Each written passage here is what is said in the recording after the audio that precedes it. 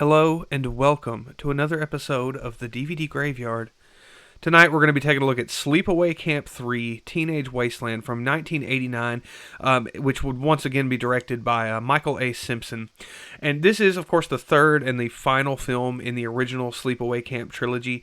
And personally, I think that it's probably the weakest of the original trilogy. Now, having said that, this is not just a bad movie. I don't want to start off on the wrong foot, because this movie is fun, but I think kind of what they were doing is I think that they were trying to recapture kind of that vibe of Sleepaway Camp 2, where it was just really kind of all over the place, really loose, just kind of a very almost straightforward kind of slasher, where we're just kind of bouncing around from kill to kill, with Angela at this camp, just doing all these really bizarre and creative and really interesting kills.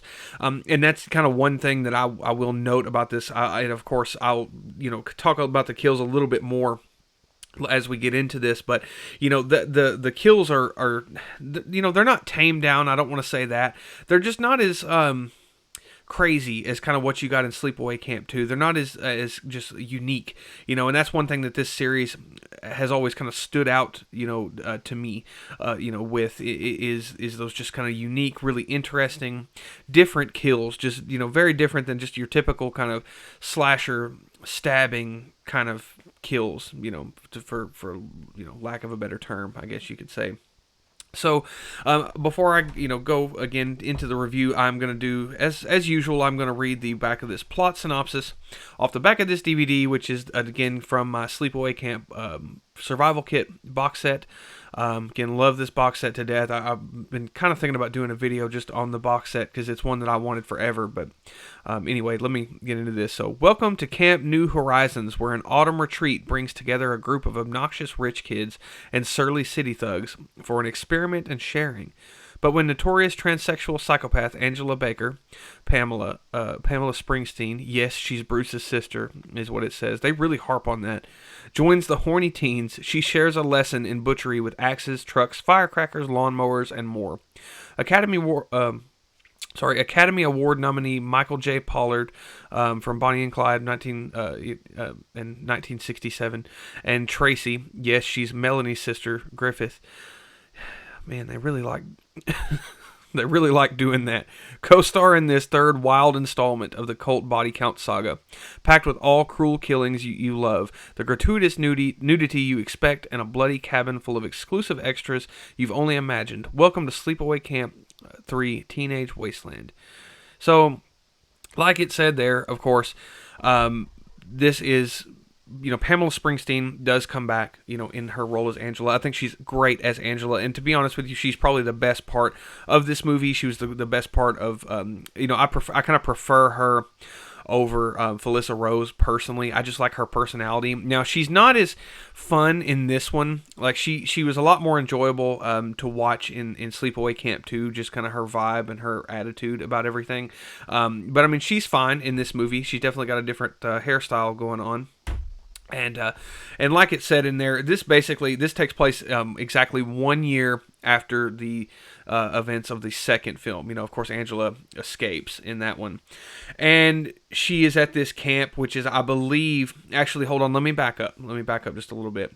So this movie starts out with this girl, and we get our first little bit of gratuitous nudity. And there is gratuitous nudity in this movie. There's not nearly as much as there was in the second film, but, we start off with a little bit of gratuity in there. And so basically, this girl is going to camp, and she, from the get-go, we're led to believe that, she lives in this this rough house, with her family. She's kind of arguing with her parents, or her parents are arguing, you can kind of hear them. And she gets ready to go to Camp New Horizons. And when she leaves, she's walking down the street, and a fucking garbage truck just comes up out of nowhere and just chases this girl and runs her down. And out steps Angela Baker, and she picks the girl up, throws her in the back of the garbage truck, and compacts her. Very, very random very random way to open this movie, I must say. And she gets out, and of course, she has a very similar hairstyle to the girl that she just killed. She and they do actually look fairly similar. I do like that they actually, they look so. I mean, they don't look exactly alike, but I mean, if you saw them kind of from a distance or you didn't know any better, you would think it's the same person because she takes this girl's ID, and that's how she kind of gets away with impersonating her. And that's kind of her plan, is she's going to impersonate this girl and go to camp in her place. So basically what Camp New Horizons is it is a sort of like Friday the 13th Part 5. It's kind of like a place for troubled youth, I guess you could say. And it's basically a bunch of like inner city kids and just really kind of shitty people, people from gangs and stuff like that, who are not really shitty people, I should say, just more or less like just misled, teenagers basically. And basically, right away, I mean, you can tell it's another one of those things where people who just kind of get on Angela's nerves, she kills them, And so right away, there's like a news reporter there who's talking to the counselors at this camp, talking about reopening the camp and everything, about how all the murders had occurred there the previous years, and basically kind of getting their sort of point of view on it. And the reporter actually asks Angela for some cocaine, and Angela gives her like Ajax cleaner, and that's kind of like our first kill at the camp. The reporter goes off and she snorts this Ajax cleaner, and it just fucking kills her basically. Again, it's very, very kind of random. And so one of the camp counselors is actually what am I trying to say? The father. He was a camp, but he is the father of one of the kids that Angela had killed the previous year. I believe his name is Barney in the movie, if I'm not mistaken. So anyway, what happens is the counselors split all of these teenagers up into different groups, and they go camping in the woods. Basically, what they're going to do is they're going to rough it. They're going to fish for their own, they're going to go fishing and live off the land, basically. And it actually sounds like a lot of fun. It'd be a really good time. I'd enjoy this a lot. But, a lot of the teenagers, they're just really not into this at all, and none of them really give a shit. Basically, one group, the cops group, Barney's group, they're having a good time. They're adjusting to everything perfectly fine, and they're enjoying themselves. Angela gets stuck with Michael Pollard's group, who he's basically this like horny old man, and he's got like this Playboy bunny belt buckle that he keeps flashing to one of the girls. And she's kind of wanting to do the whole camp thing, like she's into it. But again, her, she has a very different personality compared to, how she was in Sleepaway Camp 2. I mean, she's still kind of bubbly and giggly and really sweet and everything like that, but she's just very different. Like I don't know, she's not as, to me, she didn't feel like, almost didn't feel like the same character. I mean, kind of. I mean, that's just kind of a loose way to really say that. She just kind of feels different. There's a different vibe to Angela, just a little bit in this movie. She's a little bit more kind of serious in this one, or at least that was kind of my takeaway. So anyway, Michael Pollard is like screwing around with this girl. He's fucking around with this girl in this tent, and Angela kills them, of course, and then she ends up killing the other guys that are there at the at her campsite. Because they're just getting on her nerves, and they're doing all these things like trust exercises and everything like that, and nobody's really participating. And of course, like I said, that's kind of getting on her nerves. So after she kills that group, she basically walks to the other campsite, which is led by a woman named Lily, who's played by Sandra Dorsey. And her group is kind of the same way, and Lily is very kind of lazy. She just kind of sits around all day and makes the rest of them do stuff. Like, she's not really participating in it herself, even though it was kind of her thing that she was setting up. So basically, Angela goes to this camp and is like, Herman, which is Michael Pollard's character, wanted us to switch spots with one of the girls. And so they're walking back to Angela's original campsite because, like I said, they were talking about swapping places. And Angela kills this girl. And, of course, she kind of works her way into Lily's group. They all start kind of getting on her nerves as well. She kind of kills the rest of them. including Lily. Like, she ends up leading Lily back to the campsite, and actually has probably my favorite kill in this entire movie, which I'll talk about in just a little bit. But when she leads her to the campsite, she kills her, and then she goes to Barney's group. And when she gets there, she basically says the exact same thing. She's like, Lily wanted us to switch places with somebody, and of course, swaps places with them. And during the process, I can't remember if she kills one of them then or what happens, but anyway, what it kind of boils down to is it's this final scene at the end where she ends up killing Barney. I think she shoots him, if I remember correctly.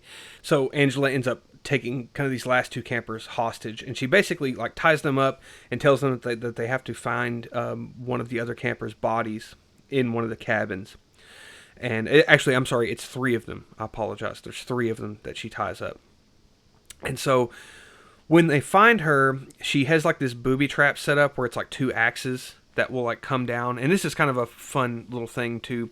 But basically the two axes come down perfectly and kill the other two, the two campers. And at one point, when they're trying to escape from Angela, they end up, they stab Angela. Angela gets stabbed, and we kind of think it's kind of all over from there.